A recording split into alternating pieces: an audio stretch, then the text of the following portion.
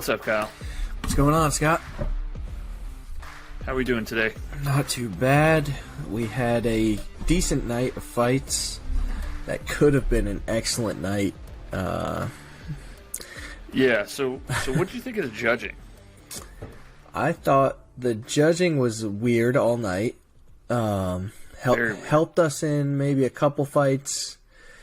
We got robbed Dwight Grant of the steps. Dwight Grant should not have won. He didn't win.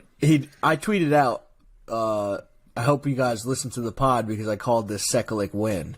And then 2 seconds later, they announced Dwight Grant won the fight.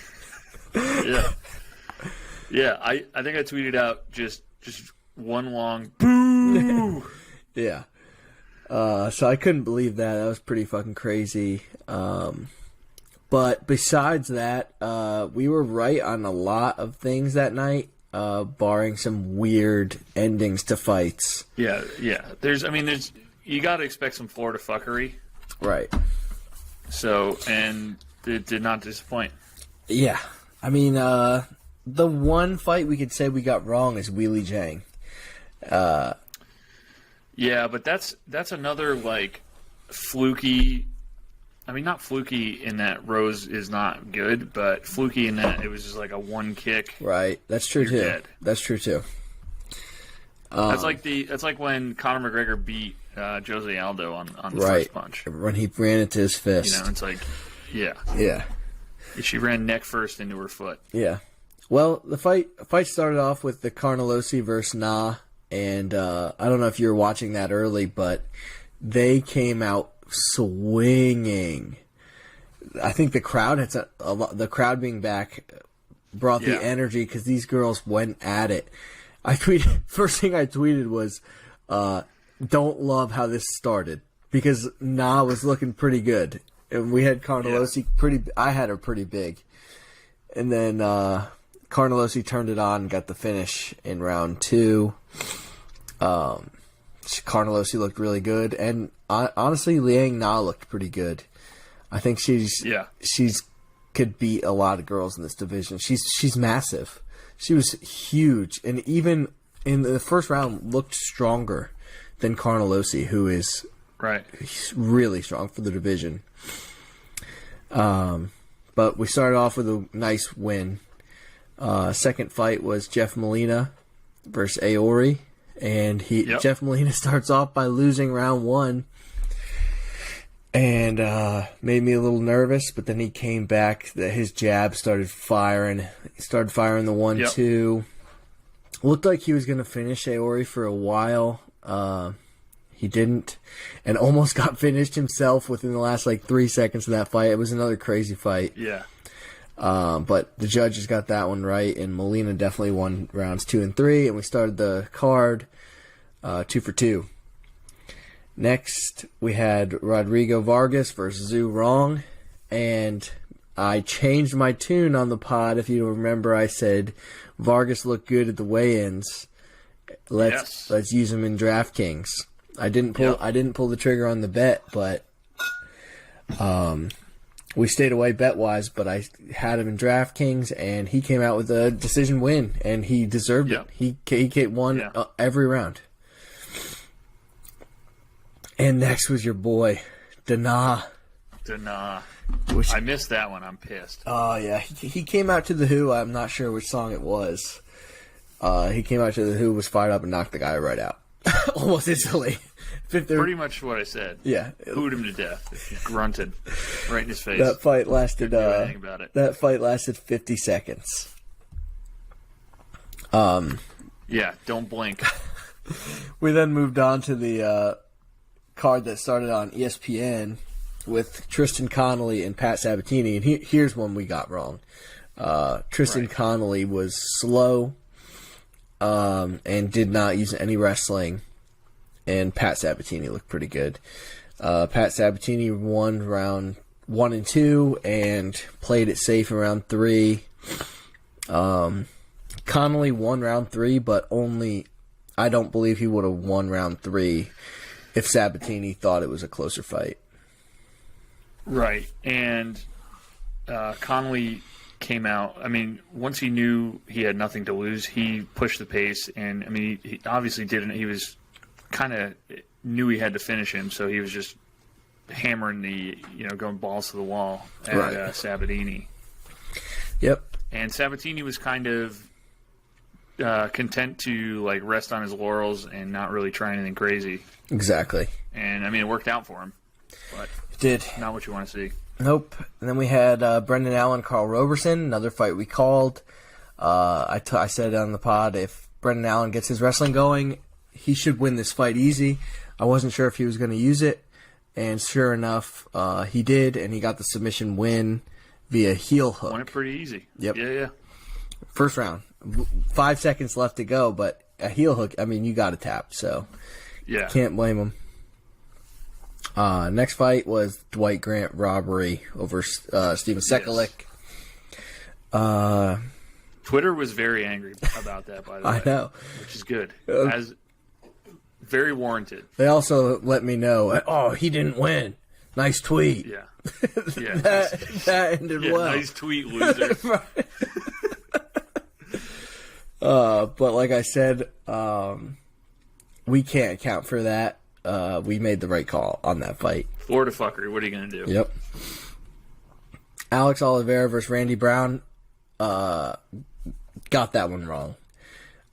Yes. Alex Oliveira looked bad. so bad. He needs to retire. And Randy Brown yelled a big "fuck you" right after he submitted him. So I didn't even realize there was bad blood there.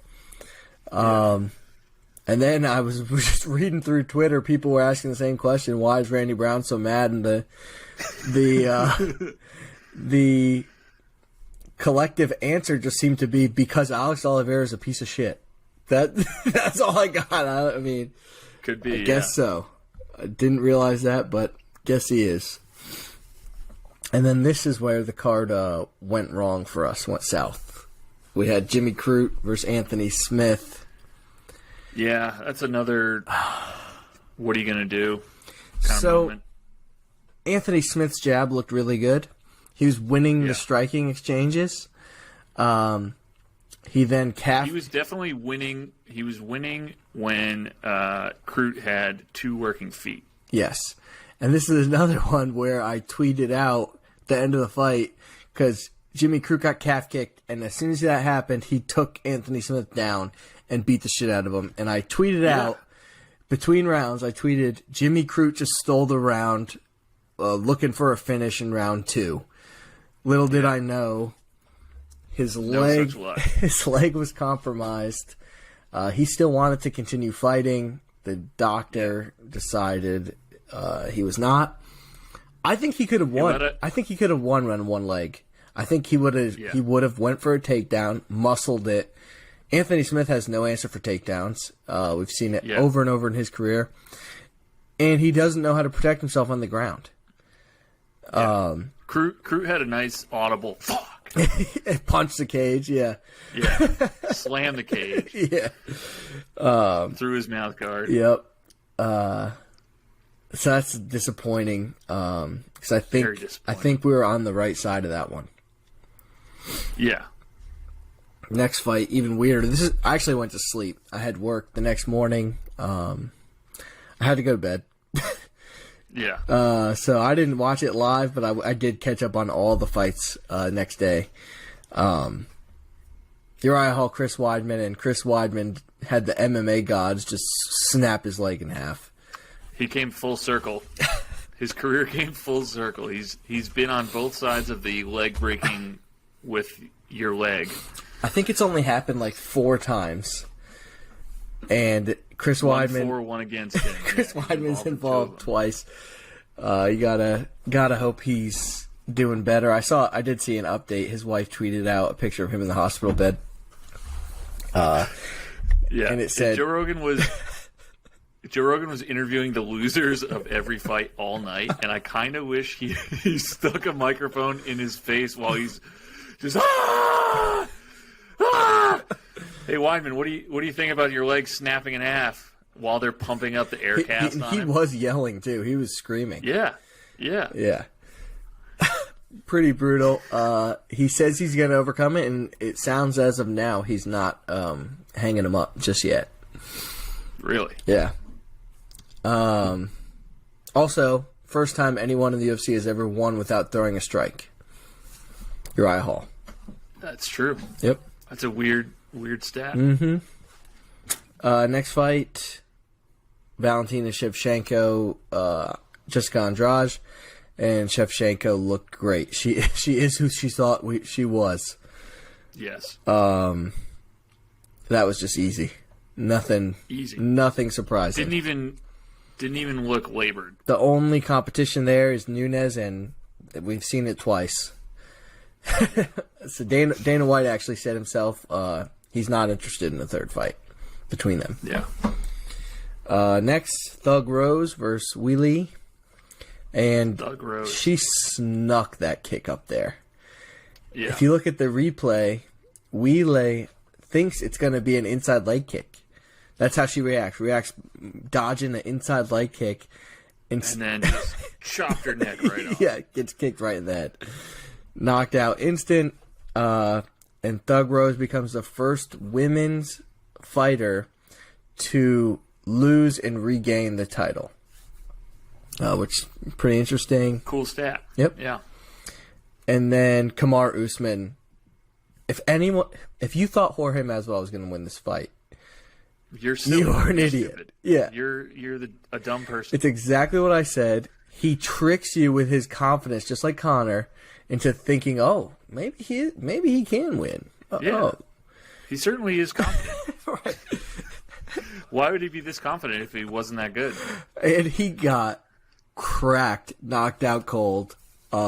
Yes. Usman in the not post-fight interview in the cage, but in his post-fight presser was asked, were those extra shots necessary? He repeated the Masvidal line, I fight till the ref pulls me off, so they were super necessary, which is hilarious. Stole his trademark, super necessary. Yeah. Usman just landed himself on the pound-for-pound best list. He's probably my number one right now. I have him above John Jones, and that's the people are ridiculous online saying, how could you possibly have him above John Jones? Well, I have him above John Jones because John Jones tested positive for steroids, one. Yeah. John Jones has a Cocaine. DUI, right? Hit and run. Scumbag outside the ring. I know it has nothing to do with inside the ring, but he should have been suspended for it. Yeah. And, in my opinion, John Jones lost his last 2 fights, maybe even 3 fights. Yeah. The judges just had it the other way. Right. So that's why. Usman, nobody's come close to beating him. He kicks everybody's ass. Biggest test was Colby Covington, and he finished him in the 4th. So, yeah. Also thought it was funny. Jorge Masvidal was pretty similar to Conor in post-fight being like super respectful after talking a bunch of shit, and it just goes to show it's all a shtick with those type of guys. Guy like Khabib, guy like Usman, they don't fuck around like that. Right. What they say, they're being for real. Right. But those, Masvidal is just trying to sell fights. Right. Usman does not give a fuck. Right. Exactly. He's out for blood. Yep. Did you see Daniel Cormier confront Jake Paul? No, I did hear they were chanting "fuck Jake Paul" at the. They were tweeting arena. "fuck Jake Paul" when he got there. You could hear Daniel Cormier say, "I will slap that guy if I see him in person." He then goes up to him and confronts him, and you could see him yelling at Jake Paul back and forth. And Daniel Cormier would fuck Jake Paul up. Oh my god. That is how much does Jake Paul weigh? 195. Yeah, DC's like 240 and DC actually tweeted the other day. They said, DC, what's your weight up to now? He said 265. He said retirement's treating me well. Yeah, I was gonna say that. I was gonna say probably more since he hasn't fought. Yeah. Since he stopped fighting. just eating, still eating like he's training 8 hours a day. Right. Trains, just does the arms and legs bike, fucking half hour. Yep. Call it a day. 2 cheeseburgers. Yep, but that's the card this week. We got another card we'll be breaking down later this week with the headliner is Dominic Reyes and Jiri Prochniak. Our boy Giga is also on the card this week. Giga, yes. Love that guy. It's actually a pretty good card. Giga, Merab Dvalishvili, Sean Strickland. Big Georgian. Yep. Big Georgian card. Ian Kutalaba. It's a good card. Yeah. So we'll be breaking that down later this week, along with the Valspar. Some golf. Yep. And Derby Day. Derby Day. Yep. Special Derby It's Day. gonna be a fun week. It is. It's going to be a fun week. Yep. All right. All right. See you tomorrow. All right. See you, Scott.